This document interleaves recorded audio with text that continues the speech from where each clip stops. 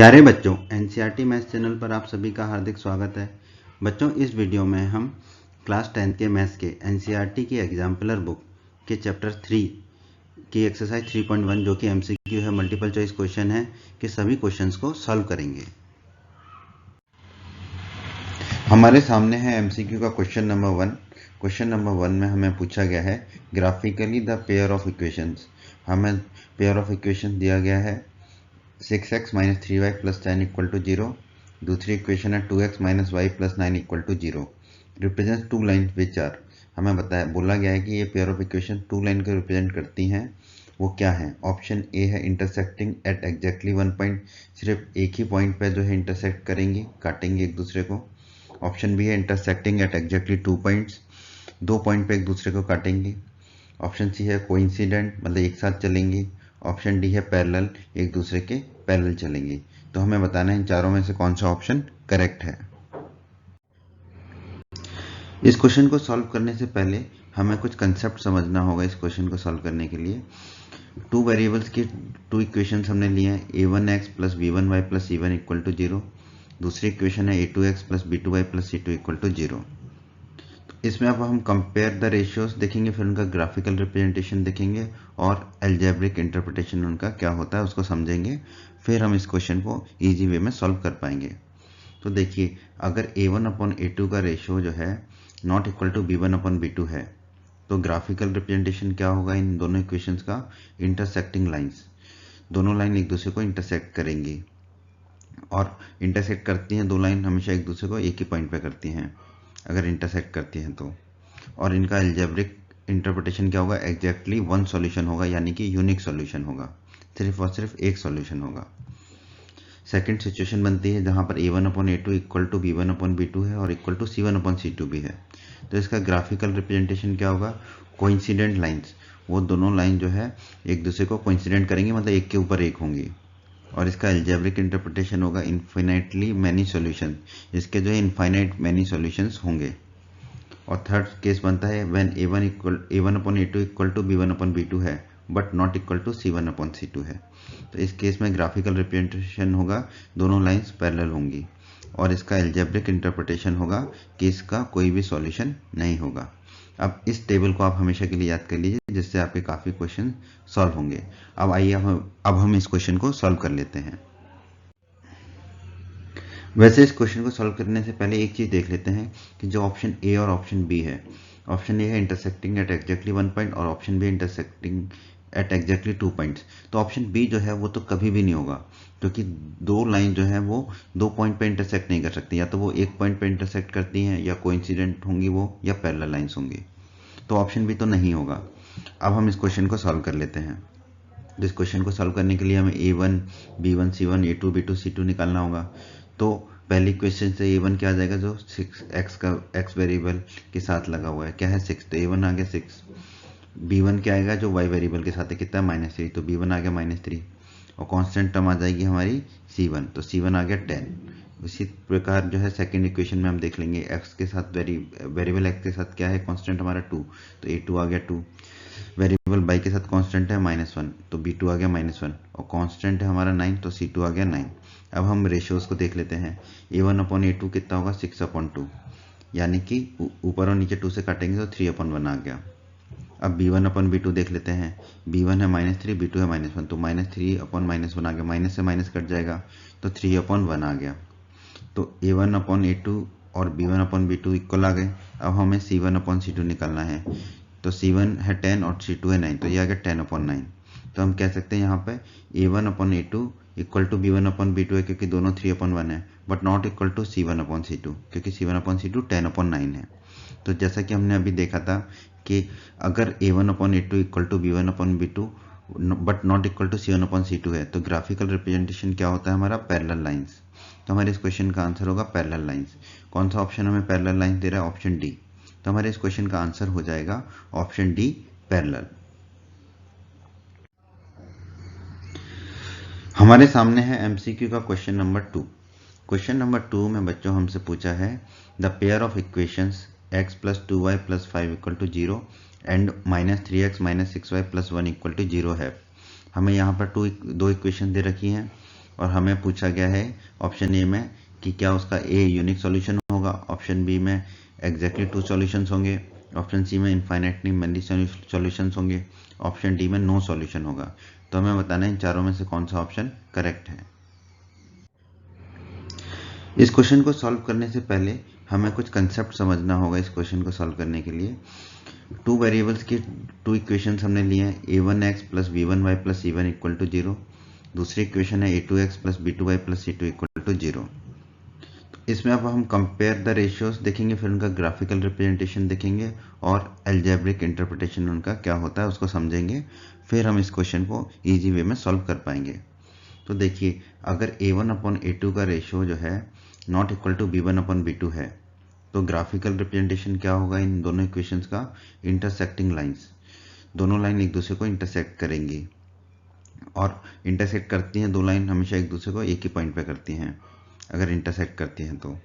और इनका algebraic interpretation क्या होगा, एग्जैक्टली 1 सॉल्यूशन होगा, यानी कि यूनिक सॉल्यूशन होगा, सिर्फ और सिर्फ एक सॉल्यूशन होगा। सेकंड सिचुएशन बनती है जहां पर a1 upon a2 equal to b1 upon b2 है और equal to c1 upon c2 भी है। तो इसका ग्राफिकल रिप्रेजेंटेशन क्या होगा, कोइंसिडेंट लाइंस, वो दोनों लाइन जो है एक दूसरे को कोइंसिडेंट करेंगे, मतलब एक के ऊपर एक होंगी। और इसका अलजेब्रिक इंटरप्रिटेशन होगा इनफाइनाइटली मैनी सॉल्यूशन, इसके जो है इनफाइनाइट मैनी सॉल्यूशंस होंगे। और थर्ड केस बनता है when a1 upon a2 equal to b1 upon b2 है but not equal to c1 upon c2 है। तो इस केस में ग्राफिकल रिप्रेजेंटेशन होगा, दोनों लाइंस पैरेलल होंगी और इसका अलजेब्रिक इंटरप्रिटेशन होगा कि इसका कोई भी सॉल्यूशन नहीं होगा। अब इस टेबल को आप हमेशा के लिए याद कर लीजिए, जिससे आपके काफी क्वेश्चन सॉल्व होंगे। अब आइए अब हम इस क्वेश्चन को सॉल्व कर लेते हैं। ये भी क्वेश्चन 1 की तरह ही है बच्चों, पर अभी जैसा कि हमने देखा है कि इस क्वेश्चन का जो है आंसर या तो यूनिक सॉल्यूशन हो सकता है, या इनफाइनाइटली मैनी सॉल्यूशन हो सकता है, या नो सॉल्यूशन हो सकता है। एग्जैक्टली 2 सॉल्यूशंस नहीं हो सकता है, तो ऑप्शन भी तो नहीं होगा। अब हम देख लेते हैं इस क्वेश्चन को सॉल्व करके। तो a1 निकाल लेते हैं। a1 क्या होगा, x वेरिएबल का कांस्टेंट क्या है, 1 है, तो a1 1 हो गया। फिर b1 क्या होगा, y वेरिएबल का कांस्टेंट कितना है, 2 है, तो b1 2 हो गया। और फिर कांस्टेंट टर्म है 5, तो c1 हो जाएगा 5। वैसे ही सेकंड इक्वेशन में a1 हो जाएगा -3, क्योंकि x का कांस्टेंट -3 है और y का कांस्टेंट है -6, तो b1 हो जाएगा -6 और c1 हो जाएगा हमारा 1। अब हम रेशियोज निकाल लेते हैं। तो a1 अपॉन a2, ये आ गया 1 अपॉन -3, a1 है 1, a2 है -3, तो इसको हम लिख सकते हैं -1 अपॉन 3। एक ही बात है, a1 अपॉन a2 आ गया, माइनस को हम जनरली ऊपर ही लिखते हैं। b1 अपॉन b2 कितना आएगा, b1 है 2 और b2 है -6, तो 2 अपॉन -6। अब माइनस को तो ऊपर कर दिया हमने, ऊपर और नीचे 2 से काटेंगे तो ऊपर आएगा 1 और नीचे आएगा 3, तो ये हो गया -1 अपॉन 3। तो a1 upon a2 b1 upon b2 के इक्वल आ गया है। तो अब हमें c1 अपॉन c2 निकालना पड़ेगा। अगर a1 upon a2 b1 upon b2 के इक्वल नहीं आता तो हमारा यूनिक सॉल्यूशन हो जाता। अब हम c1 अपॉन c2 निकाल लेते हैं। c1 है 5, c2 है 1, तो ये आ गया 5 अपॉन 1। तो हम कंक्लूड कर सकते हैं कि a1 upon a2 equal to b1 upon b2 है, क्योंकि दोनों -1 अपॉन 3 है, but not equal to c1 upon c2, क्योंकि a1 अपॉन a2 और b1 अपॉन b2 तो -1 अपॉन 3 है, बट c1 अपॉन c2 क्या है, 5 अपॉन 1 है।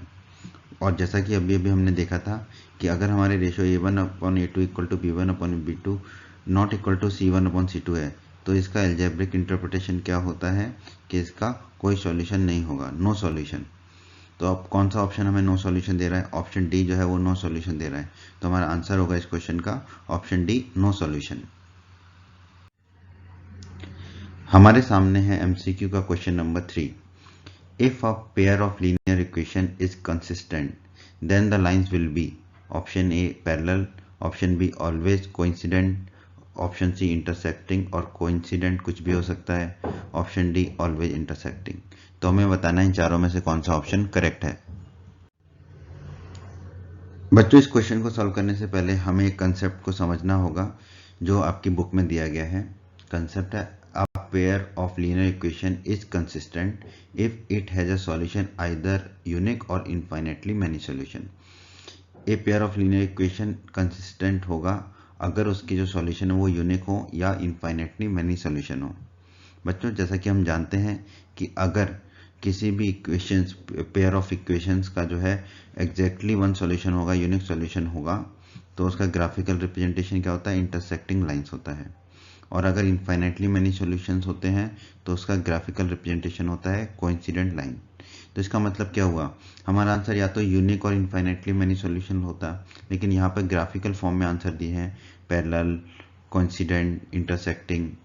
तो उसको जब हम ग्राफिकल वे में देखेंगे तो यूनिक सॉल्यूशन होता है इंटरसेक्टिंग लाइंस और इनफाइनाइटली मैनी सॉल्यूशन होता है कोइंसिडेंट लाइन। तो हमारा आंसर क्या हो जाएगा, इंटरसेक्टिंग लाइंस और कोइंसिडेंट लाइन, क्योंकि यूनिक को हम लिख सकते हैं इंटरसेक्टिंग लाइंस और इनफाइनाइटली मैनी को लिख सकते हैं कोइंसिडेंट लाइंस। तो हमारा आंसर होगा इंटरसेक्टिंग लाइंस और कोइंसिडेंट लाइंस। कौन सा ऑप्शन हमें ये दे रहा है, ऑप्शन सी दे रहा है, इंटरसेक्टिंग लाइंस और कोइंसिडेंट लाइंस। तो हमारे इस क्वेश्चन का आंसर होगा इंटरसेक्टिंग लाइंस और कोइंसिडेंट लाइन। और वैसे भी आप हमेशा के लिए याद कर लीजिए कि अगर pair of linear equation consistent है तो उसके सॉल्यूशन या तो यूनिक होंगे या इनफाइनाइटली मैनी होंगे, और ग्राफिकल फॉर्म में बात करें तो वो फिर इंटरसेक्टिंग होंगे या कोइंसिडेंट होंगे। तो हमारे इस क्वेश्चन का आंसर हो गया ऑप्शन सी।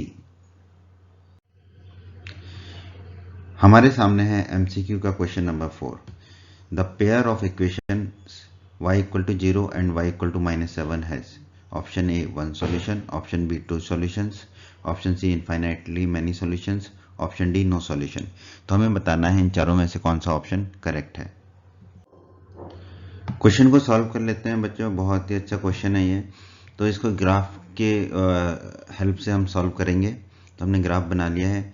तो पहली जो इक्वेशन है y इक्वल टू 0, इसको रिप्रेजेंट कर देते हैं। y इक्वल टू 0 क्या होगा, x एक्सेस होगा, y इक्वल टू 0 इक्वेशन, जहाँ जहाँ y 0 होता है, कहाँ कहाँ y 0 होता है, x एक्सेस पे होता है। फिर दूसरी इक्वेशन है y इक्वल टू -7। तो y इक्वल टू -7 कहाँ होगी, -6 और -7 के बीच में होगी, y एक्सेस से जाती हुई लाइन होगी। तो ये दोनों लाइन को हमने ग्राफिकली रिप्रेजेंट कर दिया। अब आप देखिए y इक्वल टू 0 और y इक्वल टू -7 ये क्या है, पैरेलल लाइंस हैं। हम जानते हैं बच्चों, अगर किन्हीं भी इक्वेशंस का ग्राफिकल रिप्रेजेंटेशन जो है पैरेलल लाइंस होता है तो उनका एल्जेब्रिक इंटरप्रिटेशन क्या होता है, नो सॉल्यूशन। तो इसका मतलब ये जो दो इक्वेशन दे रखे हैं y इक्वल टू 0 और y इक्वल टू -7, इनका एल्जेब्रिक इंटरप्रिटेशन क्या होगा, नो सॉल्यूशन। कौन सा ऑप्शन हमें नो सॉल्यूशन दे रहा है, ऑप्शन डी।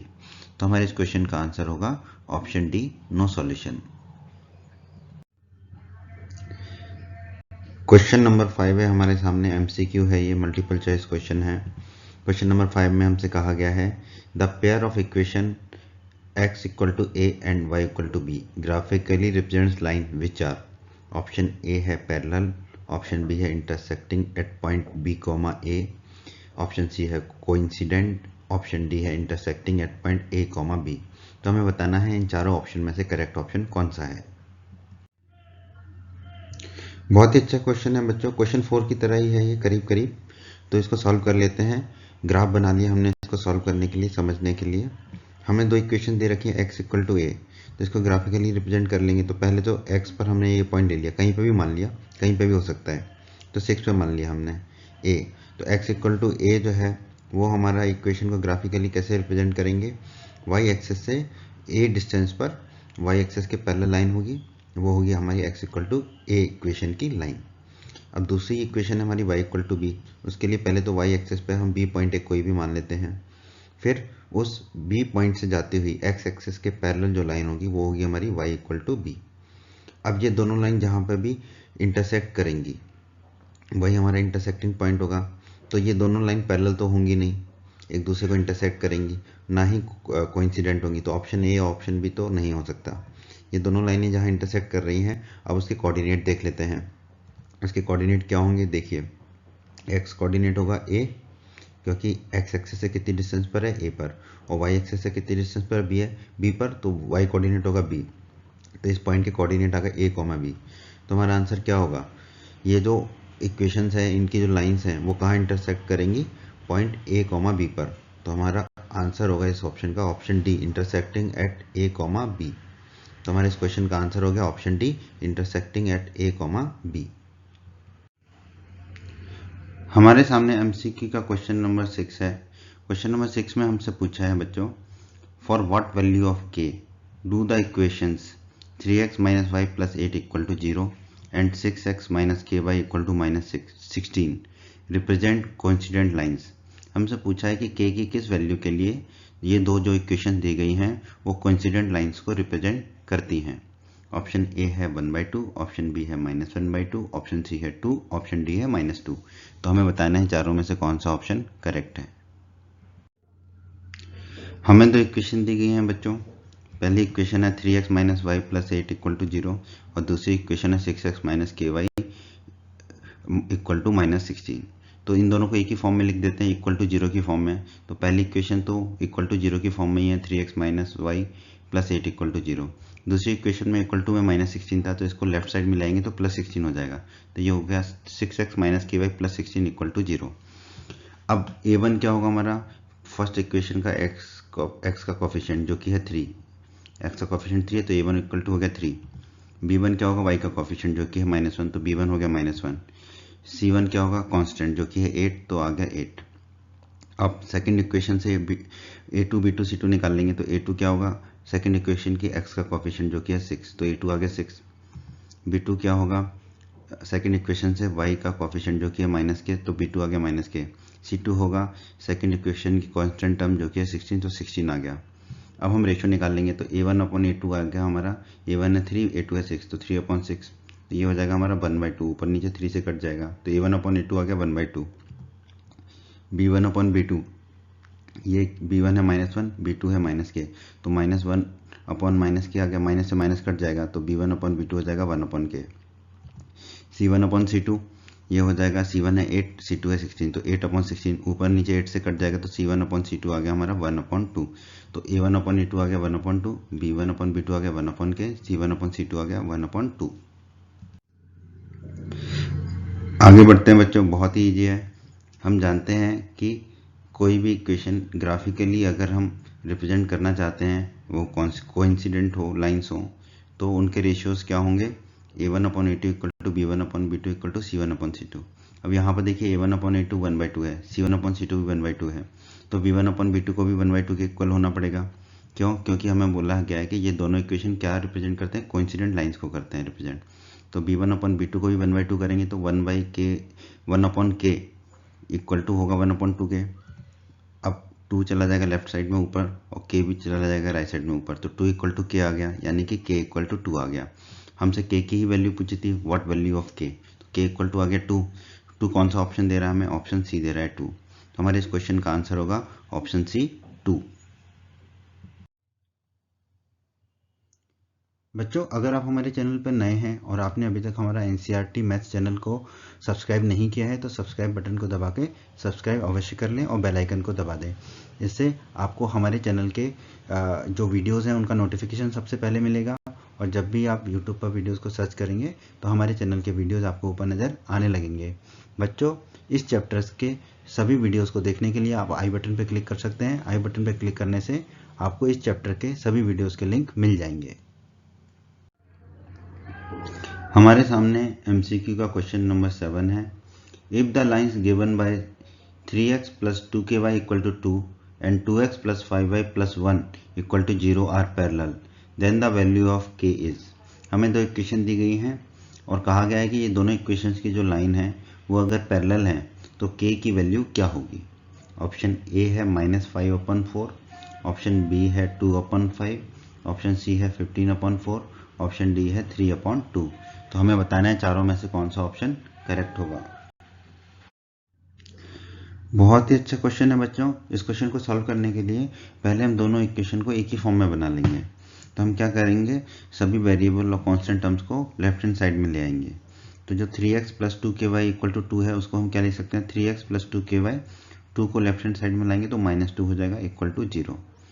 सेकेंड इक्वेशन उसी फॉर्म में दे रखी है तो उसको वैसे ही लिख लेंगे, 2x plus 5y plus 1 equal to 0।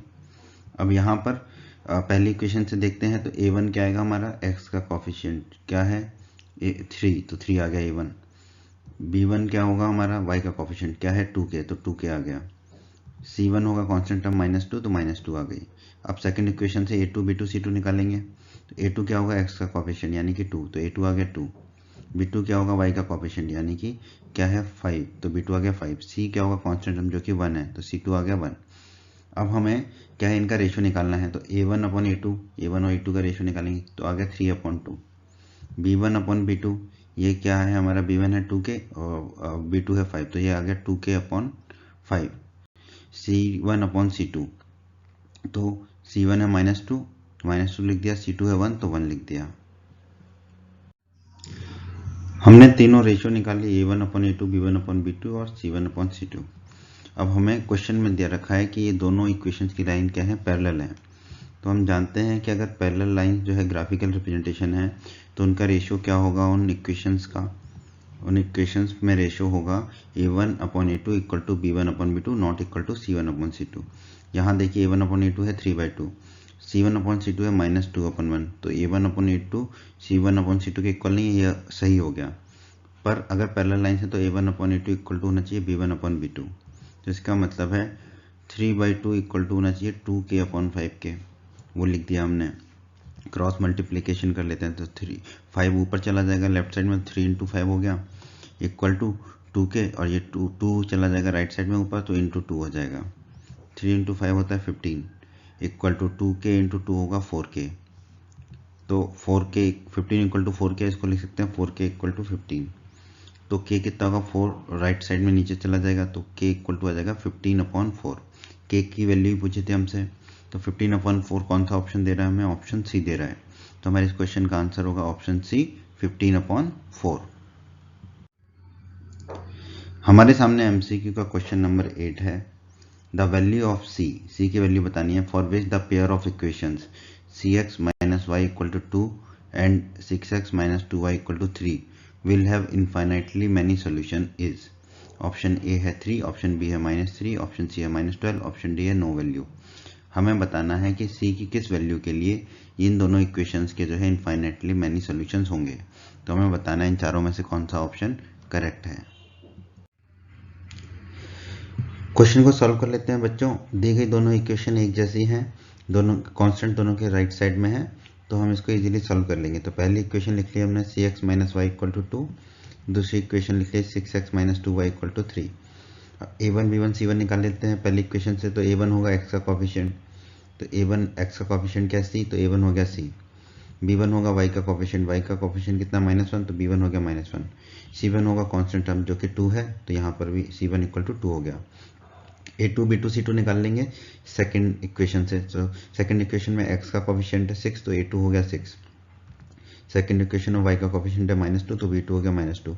Second equation में कांस्टेंट है 3, तो c2 हो जाएगा 3। अब रेशो निकाल लेंगे। सो a1 अपॉन a2 हो जाएगा, a1 है c और a2 है 6, तो c/6। b1 अपॉन b2, ये कितना हो जाएगा, b1 है -1 और b2 है -2, तो -1 अपॉन -2, माइनस से माइनस कट जाएगा तो बचेगा 1/2, तो b1 अपॉन b2 आ गया 1/2। c1 अपॉन c2 कितना होगा, c1 है 2, c2 है 3, तो 2/3। तो ये हमने तीनों रेशियोज निकाल लिए, a1 अपॉन a2 c/6 आ गया, b1 अपॉन b2 1/2 आ गया, c1 अपॉन c2 आ गया 2/3। रेशियोज निकालने के बाद अब हम कंडीशन देख लेते हैं कि इनफाइनाइटली मेनी सॉल्यूशंस के लिए कंडीशन क्या होती है। a1 upon a2 equal to b1 upon b2 equal to c1 upon c2 होना चाहिए, तभी इनफाइनाइटली मेनी सॉल्यूशंस होंगे, यानी कि तीनों रेशियो बराबर होने चाहिए। पर यहाँ पर आप देखिए b1 अपॉन b2 है 1/2 और c1 अपॉन c2 है 2/3, तो b1 upon b2 not equal to c1 upon c2, तो ये कंडीशन फुलफिल ही नहीं हो रही है। इसका मतलब है कि इनफाइनाइटली मेनी सॉल्यूशंस होंगे ही नहीं इन दोनों इक्वेशंस के। तो आप c की कोई भी वैल्यू ले लो, फिर भी इन दोनों इक्वेशंस के इनफाइनाइटली मेनी सॉल्यूशंस नहीं हो सकते। तो इसका मतलब क्या है कि c की किसी भी वैल्यू के लिए, नो वैल्यू के लिए इनफाइनाइटली मेनी सॉल्यूशंस होंगे, क्योंकि कंडीशन ही फुलफिल नहीं हो रही है। तो आंसर क्या होगा हमारा, नो वैल्यू, ऑप्शन डी। तो हमारे इस क्वेश्चन का आंसर होगा ऑप्शन डी, नो वैल्यू। हमारे सामने एमसीक्यू का क्वेश्चन नंबर 9 है। क्वेश्चन नंबर 9 में हमसे पूछा है, one equation of a pair of dependent linear equation is -5x + 7y = 2, the second equation can be. हमें डिपेंडेंट लीनियर इक्वेशंस की एक पेयर की एक इक्वेशन दे रखी है, हमें पूछा है दूसरी इक्वेशन क्या हो सकती है। ऑप्शन ए है 10x + 14y + 4 = 0, ऑप्शन बी है -10x - 14y + 4 = 0, ऑप्शन सी है -10x + 14y + 4 = 0, ऑप्शन डी है 10x minus 14y equal to -4। तो हमें बताना है इन चारों में से कौन सा ऑप्शन करेक्ट है। क्वेश्चन को सॉल्व कर लेते हैं। बहुत ही अच्छा क्वेश्चन है बच्चों जैसा कि हमारी बुक में दिया गया है, in case of infinitely many solution the pair of linear equation is also said to be dependent.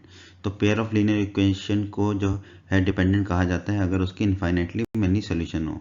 तो यहाँ पे जो डिपेंडेंट लीनियर इक्वेशन कहा गया, इसका मतलब है कि जो पेयर है लीनियर इक्वेशंस का वो उनके इनफाइनाइटली मेनी सॉल्यूशंस होंगे। और हम जानते हैं कि इनफाइनाइटली मेनी सॉल्यूशंस हो तो रेशियोज क्या होते हैं, सारे रेशियोज इक्वल होते हैं। a1/a2 equal to b1/b2 equal to c1/c2 होता है। अब यहाँ पर जो है हमें इक्वेशन दे रखी है -5x + 7y इक्वल टू 2। इसको हम इक्वल टू 0 की फॉर्म में ले आते हैं क्योंकि मोस्टली जो सॉल्यूशंस दे रखे हैं, ऑप्शंस दे रखे हैं वो इक्वल टू 0 की फॉर्म में दे रखे हैं। तो -5x + 7y को वही रखा हमने, 2 को लेफ्ट साइड में ले गए तो -2 होगा इक्वल टू 0।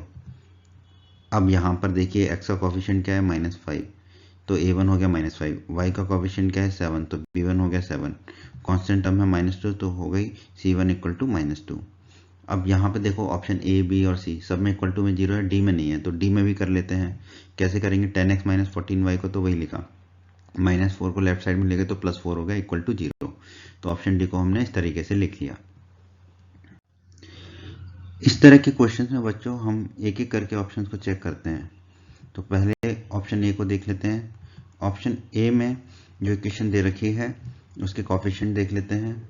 तो x का कोफिशिएंट है यहाँ पर 10, तो a2 हो जाएगा 10, y का कोफिशिएंट है 14, तो b2 हो जाएगा 14 और कांस्टेंट टर्म है 4, तो c2 हो जाएगा 4। अब हमें रेशियो निकालने होंगे a1/a2।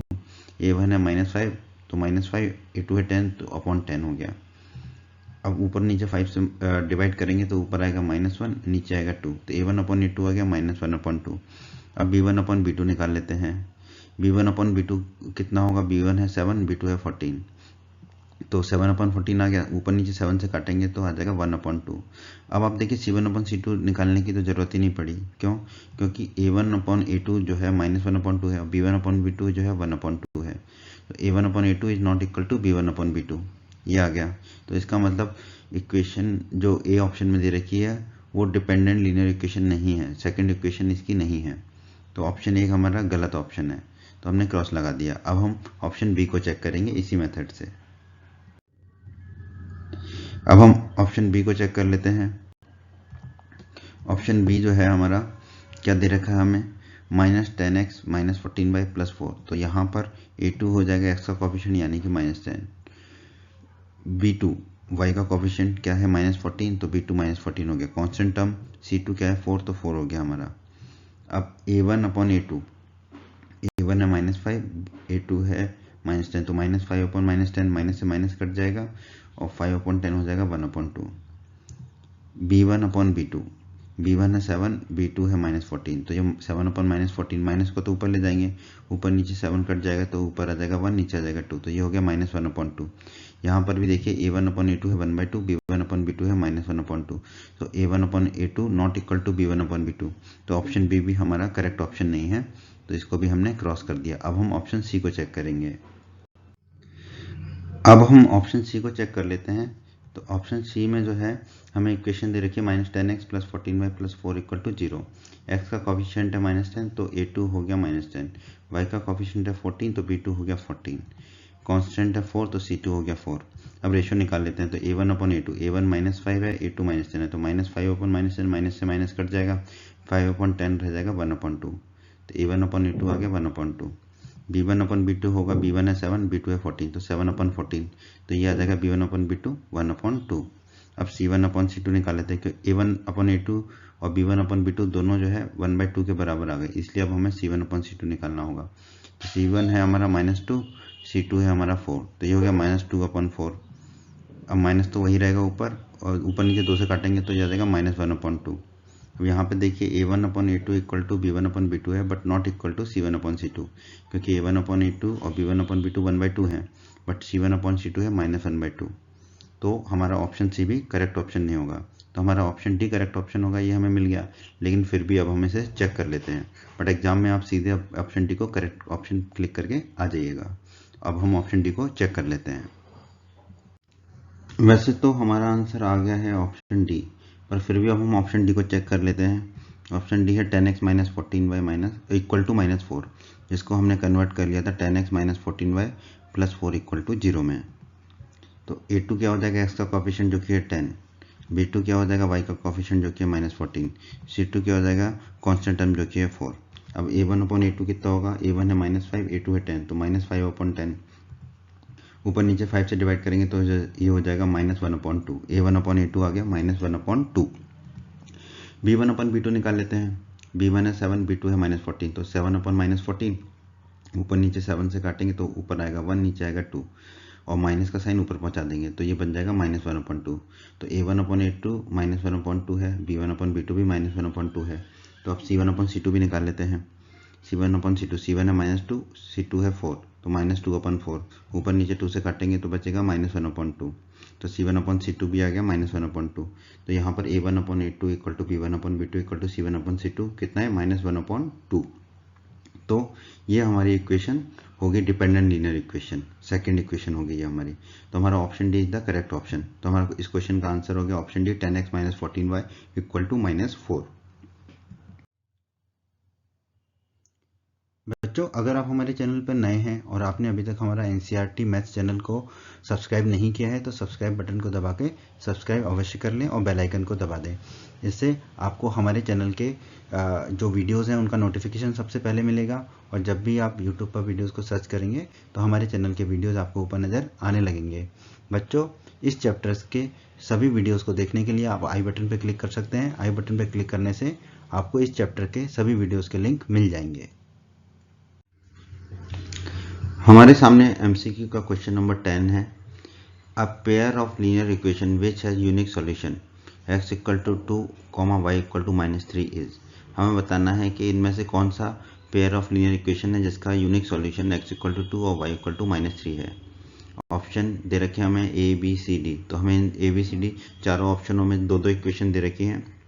हमें बताना है कि वो कौन सी दो इक्वेशन है जिनका unique solution x equal to 2 और y इक्वल टू -3 होगा। तो आइए क्वेश्चन को सॉल्व करते हैं। बच्चों, इस क्वेश्चन को सॉल्व करने के लिए एक तो कंडीशन रहेगी कि जो भी इक्वेशंस होंगी वो x इक्वल टू 2 और y इक्वल टू -3 को फॉलो करेंगी, सेटिस्फाई करेंगी। x इक्वल टू 2 और y इक्वल टू -3 रखने से वो इक्वेशन सेटिस्फाई होंगी लेफ्ट साइड और राइट साइड में। और दूसरी कंडीशन जो देखनी पड़ेगी हमें वो ये देखनी पड़ेगी कि यूनिक सॉल्यूशन के लिए क्राइटेरिया होता है a1 upon a2 should not be equal to b1 upon b2। तो ये दोनों कंडीशंस को जो फुलफिल करेगा, एक तो x इक्वल टू 2 और y इक्वल टू -3 दोनों इक्वेशंस को सेटिस्फाई करे, दूसरा a1 upon a2 b1 upon b2 के इक्वल नहीं होना चाहिए। जब ये दोनों कंडीशन सेटिस्फाई होंगी तो वही हमारा ऑप्शन करेक्ट ऑप्शन होगा उन दोनों इक्वेशंस का। तो आइए अब हम क्वेश्चन को सॉल्व कर लेते हैं। सॉल्व करते हैं क्वेश्चन को एक एक करके, एक एक ऑप्शन को देखते हैं। तो ऑप्शन ए के इक्वेशन को देखते हैं। ऑप्शन ए में इक्वेशन दिख रखी है x plus y equal to -1, 2x minus 3y equal to -5। तो यहाँ पर पहले तो हम पुट करते हैं x इक्वल टू 2 और y इक्वल टू -3। तो x प्लस वाई में पुट कर देते हैं x इक्वल टू 2 और y इक्वल टू -3। तो x इक्वल टू 2 पुट किया plus y equal to -3 put किया, तो आएगा 2 - 3 यानी कि -1, और यही दिया गया है -1। तो पहली इक्वेशन तो सेटिस्फाई हो गई। अब सेकंड इक्वेशन को देखते हैं, 2x माइनस 3y। तो 2 इंटू एक्स कितना रखेंगे, 2 रख दिया, -3y, -3 इंटू वाई, वाई कितना है -3 लिख दिया। अब 2 इंटू 2 हो गया 4, ये माइनस माइनस हो गया प्लस, और 3 इंटू 3 हो गया 9, 4 प्लस 9 होता है 13, बट हमें यहाँ दिया है -5। तो ये इक्वेशन सेटिस्फाई नहीं हो रही है, this is not equal to -5। तो इसका मतलब जो है ये यूनिक सॉल्यूशन नहीं होंगे इन लीनियर इक्वेशंस के।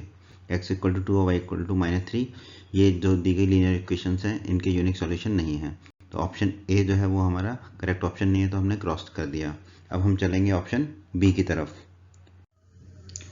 ऑप्शन ए हमारा रॉन्ग ऑप्शन है, ऑप्शन बी को चेक कर लेते हैं। ऑप्शन बी में जो इक्वेशन है उनमें x इक्वल टू 2 और y इक्वल टू -3 पुट करके देख लेते हैं। तो 2x प्लस 5y है पहली इक्वेशन, तो x की जगह रखेंगे 2, y की जगह रखेंगे -3। तो 2x है तो 2 इंटू एक्स की जगह रखा हमने 2, प्लस 5y है तो प्लस 5, y की जगह रखा -3। इसको सॉल्व कर लेंगे, 2 इंटू 2 हो गया 4, प्लस माइनस हो गया माइनस, 5 इंटू 3 हो गया 15, 4 माइनस 15 होता है -11 और यही हमें दे रखा है। तो पहली इक्वेशन सेटिस्फाई हो गई। अब इक्वेशन 2 को देख लेते हैं। 4x plus 10y equal to -22। 4x plus 10y निकाल लेते हैं। तो 4 को 4 रखा, x की जगह रखेंगे 2 प्लस 10y है तो प्लस 10 इंटू वाई की जगह रखेंगे -3।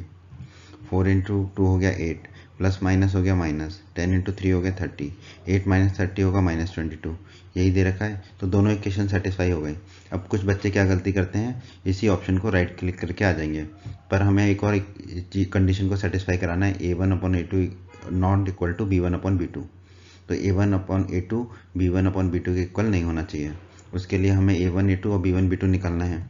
तो पहली इक्वेशन में से x का कोफिशिएंट होगा a1, 2 है तो a1 हो गया 2, y का कोफिशिएंट होगा b1 तो y का कोफिशिएंट है 5 तो b1 हो गया 5। अब सेकंड इक्वेशन से x का कोफिशिएंट हो जाएगा a2 जो कि है 4 तो हो गया a2 4। y का कोफिशिएंट सेकंड इक्वेशन में 10 तो b2 हो गया 10। अब a1/a2 हो गया, a1 है 2 a2 है 4 तो 2/4 यानी कि 1/2। b1/b2 हो जाएगा हमारा 5/10, b1 है 5 b2 है 10, 5/10 भी होता है 1/2। अब a1/a2 और b1/b2 दोनों 1/2 आ गए तो a1/a2 इक्वल टू b1/b2 आ गया। तो इस वजह से ऑप्शन बी भी हमारा करेक्ट ऑप्शन नहीं है, तो हमने क्रॉस लगा दिया। अब हम चलते हैं ऑप्शन सी पर।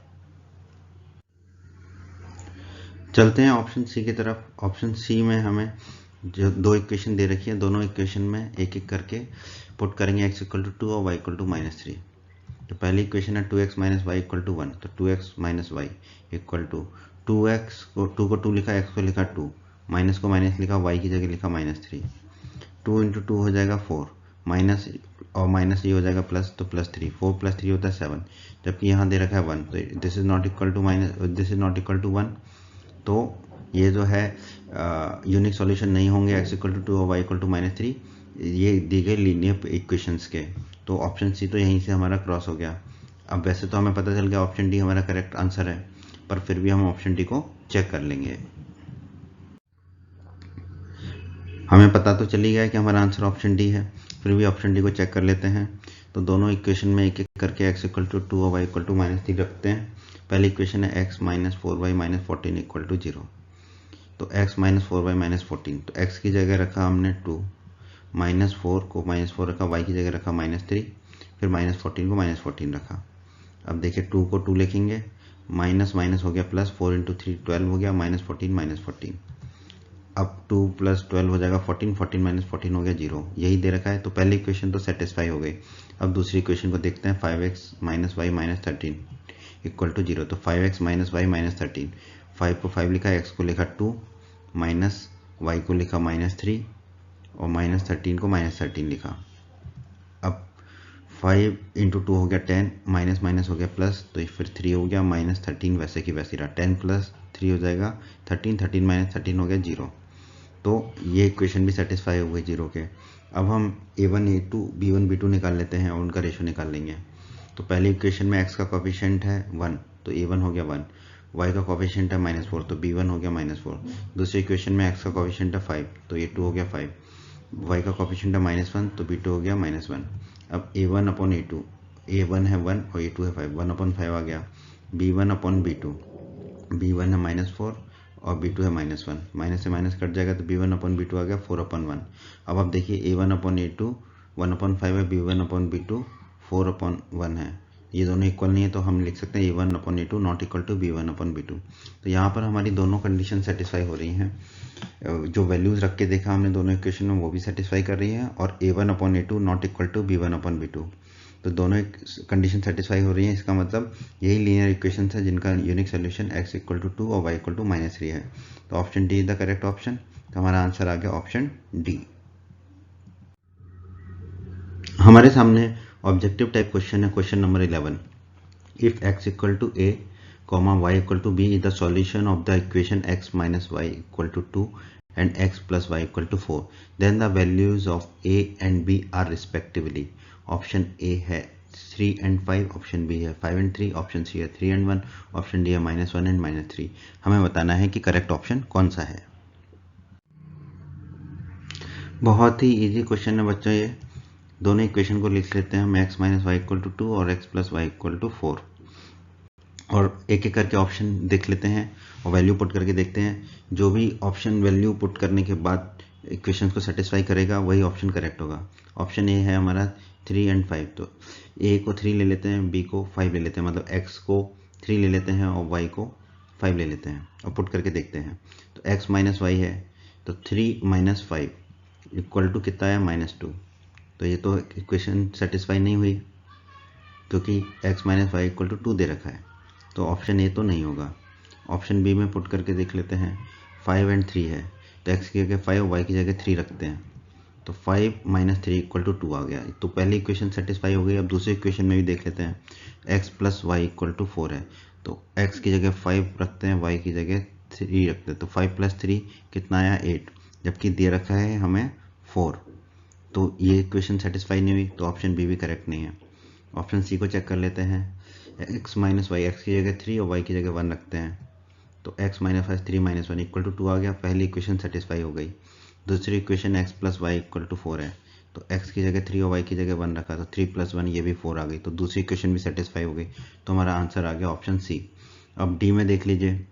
वैसे तो ज़रूरत नहीं है क्योंकि आंसर तो हमारा आ ही चुका है, पर फिर भी पहले अगर दूसरी इक्वेशन में रखते हैं डी में -1 और -3, तो -4 आएगा, तो डी नहीं होगा हमारा आंसर। हमारा ऑप्शन क्या है? Answer C, option C. तो हमारा आंसर आ गया ऑप्शन सी 3 और 1। हमारे सामने MCQ का क्वेश्चन नंबर 12 है, objective type question. Aruna has only ₹1 and ₹2 coins with her. Aruna के पास सिर्फ ₹1 और ₹2 के ही कॉइन्स हैं। If the total number of coins that she has is 50, और उसके पास टोटल कॉइन कितने 50 हैं। And the amount of money with her is 75, और टोटल जो अमाउंट है वो कितना है 75 रुपीज़ है। Then the number of ₹1 and ₹2 coins are respectively, तो फिर ₹1 और ₹2 के कॉइन्स उसके पास कितने हुए रिस्पेक्टिवली। रिस्पेक्टिवली का मतलब है कि पहले जो ₹1 का कॉइन बताना है, फिर ₹2 का बताना है। ऑप्शन ए है 35 और 15, ऑप्शन बी है 35 और 20, ऑप्शन सी है 15 और 35, ऑप्शन डी है 25 और 25। तो हमें बताना है इन चारों में से कौन सा ऑप्शन करेक्ट है। बहुत ही अच्छा क्वेश्चन है बच्चों, सॉल्व कर लेते हैं। हम मान लेते हैं कि अरुणा के पास ₹1 के x कॉइन है, तो लेट ₹1 कॉइन्स आर x, और मान लेते हैं अरुणा के पास ₹2 के जो है y कॉइन है, तो let ₹2 coins are y। Total कितने कॉइन है अरुणा के पास 50, तो x प्लस y हो जाएगा 50, और टोटल मनी कितनी है अरुणा के पास 75। तो देखो x कॉइन है अगर ₹1 के, तो उन x कॉइन की वैल्यू कितनी होगी x, ठीक है। और जो y कॉइन्स हैं, ₹2 के कितने कॉइन है y, तो ₹2 के कॉइन की टोटल वैल्यू कितनी होगी 2 इंटू वाई, क्योंकि हर एक कॉइन की वैल्यू ₹2 है और टोटल कितना अमाउंट है उसके पास 75, तो x प्लस 2y होगा 75। अब ऑप्शंस में से जो इसको सेटिस्फाई कर रहे होंगे वही हमारा करेक्ट ऑप्शन होगा, तो एक एक करके देख लेते हैं। ऑप्शन ए, ऑप्शन ए में x जो है वो ₹1 का कॉइन 35 बताया गया और ₹2 का कॉइन 15 बताया गया, तो x इक्वल टू 35 है और y इक्वल टू 15 है, तो पुट कर देते हैं। तो x इक्वल टू 35 रखा प्लस y इक्वल टू 15 रखा, तो 50 आ गया। पहली इक्वेशन सेटिस्फाई हो गई। तो दूसरी इक्वेशन को देख लेते हैं। x equal to 35 plus 2y, 2 into y, यानी कि y कितना है 15, तो 35 प्लस 2 इंटू 15 होगा 30, 35 प्लस 30 आ गया 65, जबकि हमें दे रखा है 75, तो ये 75 नहीं है, तो ये सेकंड इक्वेशन सेटिस्फाई नहीं हुई, तो ऑप्शन एक रॉन्ग ऑप्शन है। अब ऑप्शन बी को चेक कर लेते हैं। 35 और 20, तो x इक्वल टू 35 और y इक्वल टू 20 रखेंगे दोनों इक्वेशन में, तो x इक्वल टू 35 रखा प्लस y इक्वल टू 20 रखा, तो आ गया 55। तो पहली इक्वेशन ही सेटिस्फाई नहीं हुई क्योंकि पहली इक्वेशन में x plus y equal to 50 होना चाहिए था, तो ऑप्शन बी भी रॉन्ग हो गया। अब ऑप्शन सी को चेक कर लेते हैं।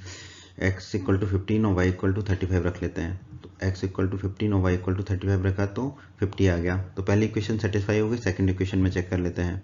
x equal to 15 plus 2y, 2 into y equal to 35 रखा, तो 15 प्लस 2 इंटू 35 होता है 70, 70 प्लस 15 होगा 85, पर हमें क्या दे रखा है, हमने क्या बनाया था इक्वेशन को 75, तो ये नॉट इक्वल टू 75 है, तो ऑप्शन सी भी रॉन्ग हो गया। तो अब ऑप्शन डी तो आ ही गया, पर इसको चेक भी कर सकते हैं हम, कर लेते हैं। x इक्वल टू 25 और y इक्वल टू भी 25, तो रख देते हैं x plus y equal to 50 आ गया। x equal to 25, y equal to 25 रखा, दोनों 50 के इक्वल आ गए, तो पहली इक्वेशन सेटिस्फाई हो गई। दूसरी इक्वेशन में भी देख लेते हैं। x प्लस 2y, x की जगह 25 प्लस 2 y की जगह 25, अब देखो 25 प्लस 2 इंटू 25 50 होता है, 50 प्लस 25 75 होता है, और यही है हमारे सेकंड इक्वेशन में। तो सेकंड इक्वेशन भी सेटिस्फाई हो गई, इसका मतलब option D is the correct option. तो हमारा आंसर क्या होगा, ऑप्शन डी 25 एंड 25। उसके पास 1 रुपीज़ के कॉइन भी 25 होंगे और 2 रुपीज़ के कॉइन भी 25 होंगे। तो देखो टोटल कॉइन हो जाएंगे 50, 25 प्लस 25, और अमाउंट कितना देगा, देखो 25 रुपीज़ 1 रुपये के कॉइन है, उनका अमाउंट होगा 25, और 25 2 रुपये के कॉइन है, उनका अमाउंट होगा 50। तो 25 प्लस 50 75 हो गया टोटल अमाउंट। तो हमारा आंसर आ गया ऑप्शन डी 25 एंड 25। MCQ का क्वेश्चन नंबर 13 है हमारे सामने। क्वेश्चन नंबर 13 कहता है the father's age is 6 times his son age. Father की एज जो है 6 टाइम है उसके सन की एज से, बेटे की एज से। 4 years हेंस, आज से 4 साल बाद, the age of the father will be 4 times his son age. आज से 4 साल बाद जो है फादर की एज सन की एज की 4 टाइम्स हो जाएगी। The present ages in years of son and father are respectively. हमें बताना है कि बेटे की और फादर की जो एज है प्रेजेंट एज वो क्या होगी।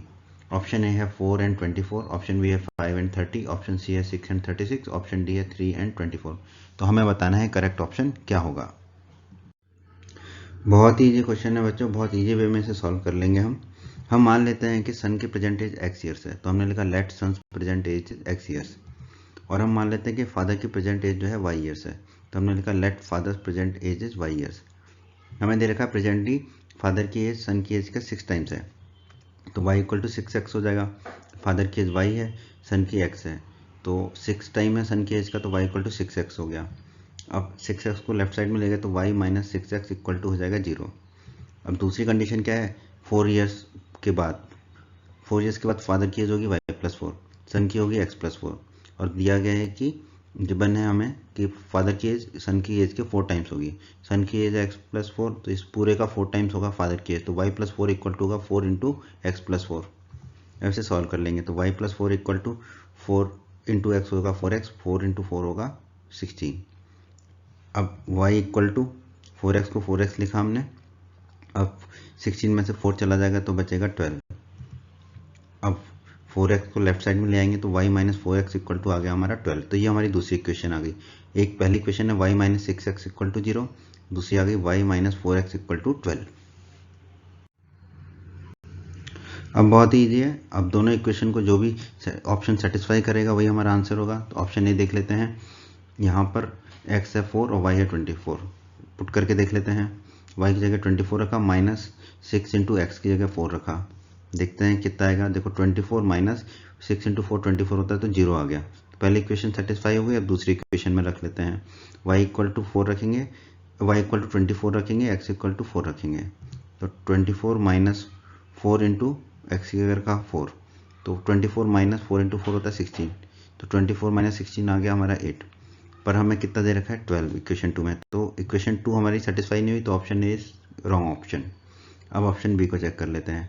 ऑप्शन बी को चेक करने के लिए x है 5, y है 30, तो y माइनस 6x, तो y की जगह रखा 30 माइनस 6 इंटू एक्स की जगह रखा हमने 5, तो 30 माइनस 6 इंटू 5, 6 इंटू 5 होता है 30, 30 माइनस 30 इक्वल टू 0 आ गया। पहली इक्वेशन सेटिस्फाई हो गई। अब दूसरी इक्वेशन में रख देते हैं, y इक्वल टू कितना रखेंगे 30, x इक्वल टू रखेंगे हम 5, तो ये है y माइनस 4x, तो y की जगह रखा 30 माइनस 4x है, x की जगह रखा 5, तो ये हो गया हमारा 30 माइनस 4 इंटू 5, 4 इंटू 5 होता है 20, 30 माइनस 20 होगा 10, जबकि हमें दे रखा है 12, तो this is not equal to 12, तो option B is also wrong option. अब ऑप्शन सी की तरफ चलते हैं। यहाँ x है 6 और y है 36, तो y माइनस 6x में रख के देखते हैं, तो y की जगह रखा 36 माइनस 6x है, तो 6 को 6 रखा, x की जगह रखा 6, 36 माइनस 6 इंटू 6, 6 इंटू 6 होता है 36, 36 माइनस 36 इक्वल टू आ गया 0। अब ऑप्शन 2 में रख लेते हैं, y minus 4x equal to 12, यहाँ पे y की जगह रखा हमने 36, x माइनस 4x, x की जगह रखा 6, तो 36 माइनस 4 इंटू 6, 4 इंटू 6 होता है 24, 36 माइनस 24 आ गया 12, यही हमें ऑप्शन में देखा 12, तो ये सेटिस्फाई कर गया हमारा आंसर आएगा ऑप्शन सी 6 एंड 36। सन की एज 6 और फादर की एज 36, ये हमारा आंसर आ गया। अब डी में भी देख लीजिए, फादर की एज कितनी है 8 टाइम्स है, 3 इंटू 8, जबकि 6 टाइम दे रखी, तो ऑप्शन डी तो वैसे भी गलत है। तो हमारा आंसर आ गया इस क्वेश्चन का ऑप्शन सी 6 एंड 36। उम्मीद करते हैं बच्चों आपको हमारा ये वीडियो बहुत पसंद आया होगा। बच्चों अगर आपने अभी तक हमारे एनसीईआरटी मैथ्स चैनल को सब्सक्राइब नहीं किया है तो सब्सक्राइब बटन पर दबा के हमारे चैनल को सब्सक्राइब अवश्य कर लें और बेल आइकन को भी दबा दें। इससे आपको हमारे चैनल पर जब भी कोई नया वीडियो आएगा उसका नोटिफिकेशन सबसे पहले मिलेगा, और जब भी आप यूट्यूब पर वीडियोस को सर्च करेंगे तो हमारे चैनल के वीडियोस आपको ऊपर नज़र आने लगेंगे। आप हमारे वीडियोस को अपने सभी फ्रेंड्स के साथ शेयर अवश्य कीजिएगा व्हाट्सएप और फेसबुक पर, जिससे आपके सभी फ्रेंड्स की हेल्प हो सके। अगर आपको वीडियो पसंद आया है तो वीडियो को लाइक अवश्य कीजिएगा। बच्चों अगर आपका कोई कमेंट है, कोई डाउट है तो आप कमेंट में लिख के हमसे पूछ सकते हैं। आपके सभी कमेंट्स का, सभी डाउट का रिप्लाई दिया जाएगा। बच्चों इस चैप्टर के सभी वीडियोस को देखने के लिए आप आई बटन पर क्लिक कर सकते हैं। आई बटन पर क्लिक करने से आपको इस चैप्टर के सभी वीडियोस के लिंक मिल जाएंगे। धन्यवाद बच्चों।